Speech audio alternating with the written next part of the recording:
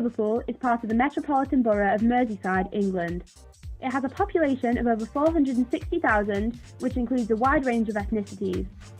Liverpool has over 40,000 non-UK born and around 20,000 non-UK passport holders. The city is second only to Manchester, which has a non-UK born population of 120,000. Black or Black British people of African descent make up 1.1% of Liverpool's population, and mixed race, white and Black African persons make up a further 0.4%. The percentage of Black or Black British Africans living in Liverpool has increased from 0.7% in 2001 and continues to increase today. Two areas, Toxteth and Kensington, have increasingly large Black communities. However, these areas are also becoming more run down as high crime rates have led to outward migration and environmental degradation. However, in 2008, Liverpool was named European Capital of Culture, encouraging unprecedented levels of tourism. This aimed to reduce unemployment with over 15,000 new jobs created. This has put a lot of pressure upon Liverpool to improve the social and economic problems that have afflicted the city. Redevelopment is in progress, with Kensington receiving £9.5 million from developers CTP, Liverpool City Council, Riverside Housing Association and Merseyside Fire and Rescue Service. This work, along with that of community groups operating within the areas, may enable improvements in social and economic aspects of life in Liverpool. Two of the community groups working within Kensington and Toxteth are the West African Elders and the Kenyan Community Association, both of which support the Black African community of Liverpool. The West African Elders Group was set by Mrs. Dorcas Akeyu and her husband in 1999, hoping to reduce isolation felt by those living in Liverpool. The group is made up of around 20 West African elders from working class backgrounds that meet every fortnight at Toxteth Town Hall. It is run by a small committee including a treasurer, manager and a paid cook. Initially, the group operated to improve health and well-being and especially hoped to reduce smoking within the community. Due to lack of funds, the centre had to downsize and became a community centre for the elderly. Many who attend were originally economic migrants coming to Britain in search of jobs within the NHS, while some owned small-scale businesses or clubs with money they got from selling their properties back in Africa. These clubs would play popular music and provide a meeting place for the migrant community within Liverpool. Having aged, the group were no longer in work or attend social gatherings at clubs and consequently face isolation. The main purpose of this group is to reduce the isolation that the elderly community face. Although isolation is the main challenge faced by the community, the elderly also suffer from immobility and declining health. The group aims to combat this by offering a range of activities that provide support with day-to-day living. Staff and volunteers share leaflets with the group, pointing them in the direction of handyman services, boiler schemes and other day-to-day support. Activities are run during the group sessions to combat mental illness such as dementia. This may include crosswords, memory challenges, bingo, but also arts and crafts to keep the mind active and give members a creative outlet. Occasionally, the group will partake in light exercise during the session, and they will always be provided with a healthy meal of traditional food, such as chicken, rice and plantain. The group also runs social day trips. In the past 3 have included trips to Cadbury's World, Southport and even Glasgow workshops. Although the group is successful in catering to the needs of the West African elders, there are some challenges that the group still face. Funding has a massive impact on how effectively the group is able to run. The group does not receive regular funding from the City Council and has to pay for grants in order to carry out certain activities. Lack of funding in the past has meant that the venue has been changed from the Nigerian Centre in Liverpool to Toxteth Town Hall. Although this venue better suits the needs of the group, with a large hall for activities, it is not as accessible to as many members of the group. This, paired with immobility of some elderly members, means that a carpool is occasionally needed. This is carried out by volunteers, free of charge. However, for a regular carpool, the group would require further funding. Funding also limits the activities that the group is able to carry out. Guests joining the group and day trips all require additional funding. The only regular funds are the fortnightly contributions made by members which pay for their meals. In order to maintain regular council funding, the group must have a large attendance. However, increasing awareness and advertising without funding is challenging, as the group were unable to set up a website and advertise mostly by word of mouth. This traps the group in a cycle of having too few members to receive greater funding and needing greater funding to gain new members. Aside from funding, there are minor challenges of ensuring new and exciting activities for the group. The future of the West African Elders Group is uncertain due to the issue of funding, alongside the possibility of declining health within the group as they age. However, those involved are very motivated and enthusiastic, which may help to secure the group's future and allow them to continue with great success.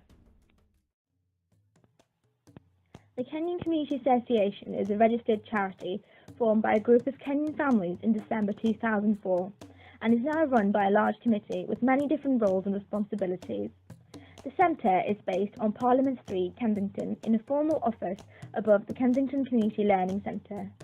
The main aim of the association is to support the Kenyan community in Liverpool and give guidance to all ages. Most of the first generations of Kenyans to migrate to the UK came in response to NHS advertisements. Women would travel to the UK to work as nurses, bringing with them their families who would seek further education and jobs in the private sector. The group helps to combat the culture shock that many Kenyans feel upon migrating to the UK. Before migration, the UK had been seen as a safe haven for the Kenyans, where they would find wealth and prosperity.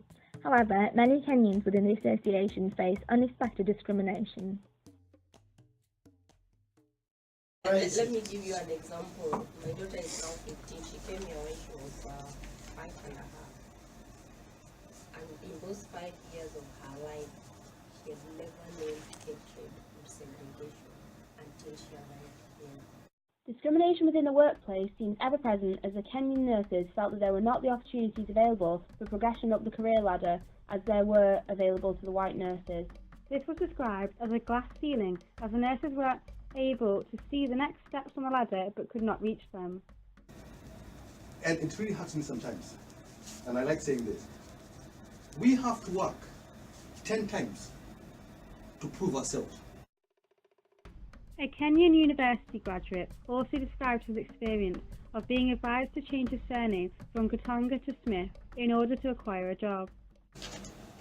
Actually, when I was in London, there was this issue, and actually a lot of people were advising me to change my surname. So instead of calling myself Mr. Enoch Kitonga, I get Mr. Enoch Smith. And the community believed that the discrimination against the black community began with a stereotype of black men being seen as more likely to commit crimes than white men. This discrimination left some black men unable to acquire jobs, and so some turned to crime to make a living. This furthered the stereotype. The association itself also faces the challenges of funding as it does not receive constant government funding. However, funding for specific projects comes from grants from both the John Lord Foundation and occasionally from the government. Donations are also accepted, with the council donating computers to aid the employability scheme. However, the group is self-sufficient on a day-to-day basis as the association is a fully registered charity that also includes a membership fee of £10 a month. In order to combat these challenges, the association offers a wide range of support. The local work carried out by the Community Association include a number of forums, a men's group, a women's group, a faith forum, and forums with the police, to name a few. The association also helps to plan social events and gatherings, celebrating religious events and festivals. The general public are often invited to join in with the festivities in order to increase integration. Language classes in English and Swahili, run by the association, also aid integration into Liverpool, while helping to maintain a strong sense of ethnic roots. In the summer, a number of activities for young people take place, with summer schools, football tournaments and the youth workshops. During these sessions, they address issues such as sexual health, first aid, and gun and knife crime. The community centre has also strong links with the police to break down communication barriers, stereotypes against the black community. In the past, the group has received £12,000 in order to carry out a graduate scheme to help increase young people's employability. The group has also got a large Christian community and are encouraged to reach out to those in need. This is reflected in the grassroots development projects that the association fund abroad. £3,000 was raised by the association in order to process farming machinery and build trenches in Kenya, which help contain water within the ground, which increases agricultural output. This money also helped establish a social integration centre in Kenya in order to tackle hunger and poverty.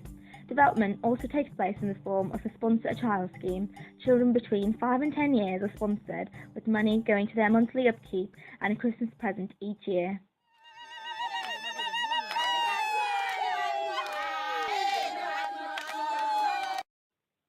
The future of the Kenyan Community Association sees expansion to include communities of other ethnicities. Currently, the association are establishing connections with Polish migrants as the two groups face similar culture shocks in the UK and have had similar experiences of colonisation by Britain. As the association is mostly self-sufficient, it seems able to expand without much worry over closure due to lack of funds, unlike many other community groups in Liverpool. So what things can you have there which you can't have here? Friendship. Genuine friendship. Socially. Both groups have their similarities and differences. There is particular contrast in the demographic that they cater for. The West Africans are very confined in age range, whereas the Kenyan Community Association were more composite. The main difference is in the scale of operation. The Kenyans operated with a large committee and a sizable budget, which enables them to work on a global scale. In comparison to the West African elders, this is a very large-scale operation, as the West African group are confined to within Liverpool. However, both groups are affected by isolation and discrimination, and aim to improve integration of African communities within Liverpool and help empower individuals.